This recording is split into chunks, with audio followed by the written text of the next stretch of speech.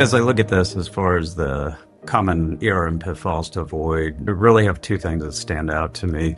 One is not setting up a program that is really reflective of the organization. There are many ways you can implement an ERM program, and you really need to design it around the company culture. You want to make sure that all teams are included. If you're not including them, that can lead to basically a lack of investment from the different areas within the organization. I'll also say, to me, another thing that is a big pitfall to avoid is the overcomplication. You may not need to go from 0 to 100 on this. Sometimes it's a need to slowly walk in. You may not need to do a full quantitative risk assessment to start with. Maybe you lead with a qualitative risk assessment first, and then over time start building in to get more specific quantitative measures as you progress. I think one of the pitfalls to avoid when you're working on initial implementation of your enterprise risk management program is to not miss the importance of communication and training and awareness across the teams. A lot of times there's one group maybe spearheading the effort or leading it, or who's really passionate and wanting to make it happen.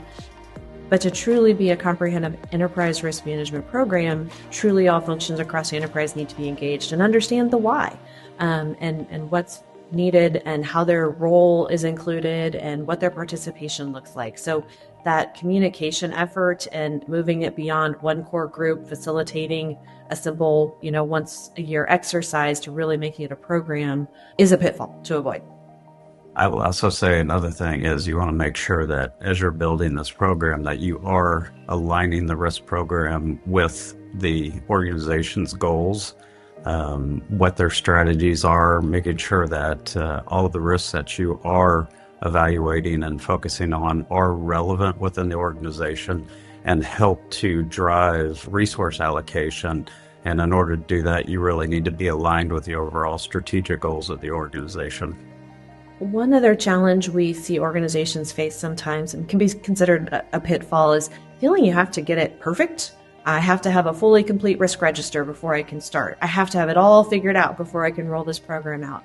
And what we find is even giving it a bit of frame, understanding the why, tying the efforts to business objectives, and helping with those success factors can really help us have solid initial conversations around enterprise risk and where do we need to be focused. So don't feel you have to have it perfectly built and designed to get started. Just engage in those focused conversations around the things that are important to your organization, and the rest can flow from those initial starting points.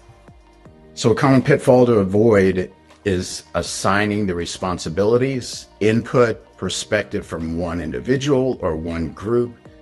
And you really should take advantage of the enterprise risk management program itself. It's capital E enterprise, which means pulling in other divisions, organizations by geography, by title, by responsibility, inclusion. And that is key to a team culture, a company culture. You can manage change management. You'll get perspectives from others that you may not have normally had. So take advantage of the capital E in enterprise and enterprise risk management, and pull in others and lean heavily on inclusion. If you want to keep up with us on enterprise risk management, follow us here or check out our website for more information.